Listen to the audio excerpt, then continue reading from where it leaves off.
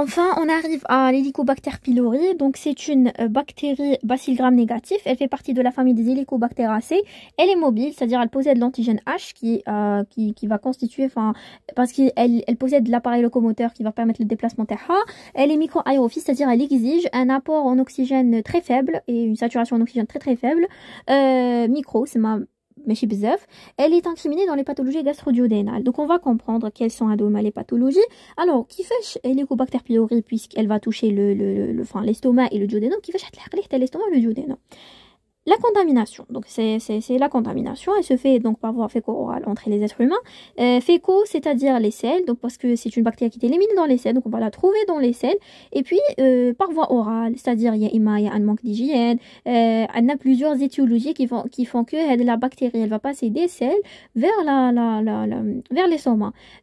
Bon, on a un manque d'hygiène, par exemple, il se nettoie pas les mains et elle va passer dans il va manger directement avec les mains qui sont sales. Ou enfin, on a plusieurs autres raisons qui font que la bactérie va passer dans l'estomac, d'accord.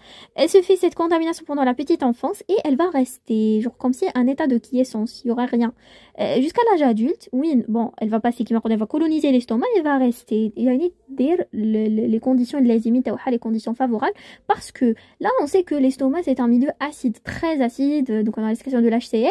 Alors, comment est-ce qu'elle va survivre dans ce milieu? Alors que, enfin, sachant que la plupart des bactéries ne peuvent pas, c'est-à-dire on peut dire que complètement que les bactéries ne peuvent pas enfin rester dans un milieu acide. La plupart ils moutouffent le milieu oui, il coûte très acide qui m'a l'estomac. Et ben l'Helicobacter pylori à l'inverse de toutes ces bactéries, elle va produire une enzyme, elle va enfin elle va l'aider à rester vivante dans ce milieu acide, c'est l'uréase. L'uréase, c'est une enzyme qui va catalyser une réaction. Elle va prendre l'urée et puis elle va le transformer en CO2, en dioxyde de carbone et ammoniac. L'urée تصنع لي CO2 زائد NH3. NH3 qui il va tamponner, il a un pouvoir alcalin, voilà, et donc il va tamponner le milieu acide تاع l'estomac et هذه هي اللي حتعاونها vraiment pour rester et exercer son pouvoir pathogène. D'accord. Alors son traitement, puisque la bactérie elle va rester, elle va coloniser, elle va se multiplier et elle va augmenter de nombre. Et son traitement, elle va persister, elle va évoluer vers une gastrite, une inflammation de la muqueuse gastrique. Et cette inflammation, elle peut rester asymptomatique, donc pendant très longtemps, elle va rester asymptomatique, sans rien, parfois des douleurs. Et cette gastrite, enfin, elle va persister pendant des décennies et elle va rester stable en fait, dans 90% des cas. Mais malheureusement, dans 10% des cas, cette gastrite, elle va évoluer vers un ulcère gastro-duodénal ou là seulement gastrique ou là seulement, enfin, c'est un ulcère surtout, on va dire gastro-duodénal. Et la complication la plus redoutable de cet ulcère, s'il n'est pas traité, s'il va persister, s'il est aggravé, s'il y a certains facteurs qui vont aggraver, notamment la prise d'INS, des anti-inflammatoires non stéroïdiens, de l'aspirine également qui vont aggraver. Il y a tout ce qui est médicaments qui vont aggraver, ils vont augmenter l'acidité. On a plusieurs autres, hein. On a l'alcool, on avait cité plusieurs flux courts, normalement les hémorragies, parce que également les complications qu'on peut avoir causées par l'ulcère, c'était la perforation et puis les hémorragies. Voilà. Alors là, la complication la plus redoutable, et ben, c'est le processus tumoral. Parce que l'Helicobacter pylori, elle a été classée en 1994 parmi les cancérigènes. C'est un facteur cancérigène. Il peut, dans 1% des cas, elle peut donner des adénocarcinomes gastriques ou plus rarement des lymphomes gastriques, le mal, les tissus lymphoïdes associés aux muqueuses. D'accord. Et là, c'est très grave. Voilà. C'est ce qu'on redoute le plus. Et on a la perforation et les hémorragies. Alors, les diagnostics, enfin le diagnostic, comment est-ce qu'on va poser le diagnostic à l'Helicobacter pylori? Donc, il y a la plupart du temps, oui, il y a des douleurs gastriques, oui, il y a déjà une suspicion d'un ulcère. Bien sûr, bon, on va faire une fibroscopie, une endoscopie, on va introduire un fibroscope œsogastro-duodénal qui va permettre d'exercer une méthode invasive qui est la biopsie. Bon, on a des méthodes non invasives, donc mais la méthode invasive, c'est la biopsie. La biopsie, c'est un test, enfin, elle va assurer, va permettre de faire un test sensible et spécifique. Ce sont des tests sensibles et spécifiques parce que c'est spécifique et parce que c'est sensible. Pourquoi? Parce qu'on a prélevé complètement un bout de l'estomac, c'est-à-dire le bout là où fait l'ulcère. Donc on va faire un test rapide à l'uréase. Voilà, donc je disais, on a un test rapide à l'uréase. C'est un test il va nous permettre de chercher ou voilà, de déceler cette enzyme dans les biopsies. Et surtout, on a l'examen anatomo-cytopathologique. Voilà. Un examen histologique. Yani. Alors, enfin, par rapport à l'examen bactériologique, on peut faire au microscope une coloration au gramme pour voir les cytoplasmes bacillares négatifs. Et puis, on va chercher la forme. On va apprécier la forme, on va décrire la bactérie au microscope.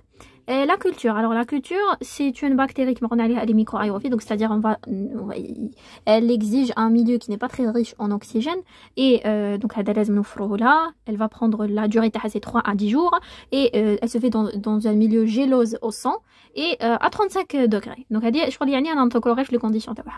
La biologie moléculaire, on fait donc une PCR en temps réel et elle va donner un résultat rapide, bien sûr. Le diagnostic non invasif, donc on a 3 tests. Là, on a un test respiratoire à l'urée marqué. Donc le patient il va ingérer un carbone marqué, c'est le carbone 13 marqué et donc il va passer dans l'estomac puisqu'il y a l'estomac il a كاين Helicobacter pylori اسمها كاينه uréase. L'uréase تحكم هذاك le carbone, enfin تحكم complètement l'urée. Bon soit نمدوا له l'urée, bon l'essentiel نمدوا له surtout l'urée marqué, c'est ça. Et هذيك l'urée bien sûr تحكم على uréase ديغراديها وتليبيري لنا CO2 كما قلنا مع ال NH3. Le NH3 bon قاعد تما بصح CO2 c'est un gaz, il doit être expiré. Puisqu'il va être expiré, on va aller le détecter par spectrophotométrie. نشوفوا إلا لقينا CO2 ماركي, نلقاو CO2 كربون تاعو راه ماركي, نعرفوا بلي هذاك الكربون اللي حنا مديناه دونك كاينه Helicobacter pylori وراهي دارت له dégradation. D'accord. La sérologie, c'est le diagnostic indirect. Donc on va faire soit ELISA ou la Western blot. En cas de charge bactérienne faible, il va permettre de détecter, même si la charge bactérienne ماراهيش بزاف importante, يحوسنا très très bien. Et technique نقدروا détecter des anticorps qui sont formés contre la bactérie, les antigènes de la bactérie. Et enfin, on peut rechercher l'Helicobacter pylori dans les selles, puisqu'elle est éliminée dans les selles. Et là, on va rechercher surtout son ADN par PCR, ou là, on déroule la recherche les antigènes spécifiques par ELISA.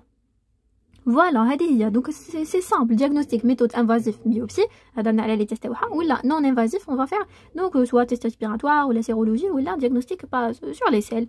Voilà. Bon, alors le traitement. Alors le traitement, donc on a un protocole. Soit on fait une trithérapie ou là une quadrithérapie. Trithérapie, c'est-à-dire on a 3 médicaments. Alors on a les IPP, les inhibiteurs de la pompe à protons, on a l'amoxicilline et la clarithromycine. Et ou bien on peut donner soit, enfin on va remplacer les IPP amoxicilline, on va remplacer clarithromycine par lévofloxacine. Voilà. Et ça se donne pendant 10 jours. Pour la quadrithérapie, là on va donner 4 médicaments. Alors ça va être soit des IPP avec le sel de bismuth. Donc le sel de bismuth c'est un antiacide et antidiarrhéique avec donc la tétracycline et le métronidazole pendant 10 jours. Également on peut donner donc l'oméprazole, le sel de bismuth avec tétracycline et le métronidazole pendant 10 jours. Et ou bien bien sûr des IPP, l'amoxicilline, clarithromycine, métronidazole pendant 14 jours. C'est-à-dire directement ça se donne comme ça. Bon, la bactérie, le traitement TAHA, il est plutôt efficace, heureusement. Surtout, le traitement TAHA, il a montré son efficacité sur la cicatrisation de l'ulcère. Et surtout, la prévention des adénocarcinomes. Parce qu'on avait dit que c'est la complication la plus redoutable, c'est la formation d'un cancer gastrique. Et voilà, donc le traitement il doit être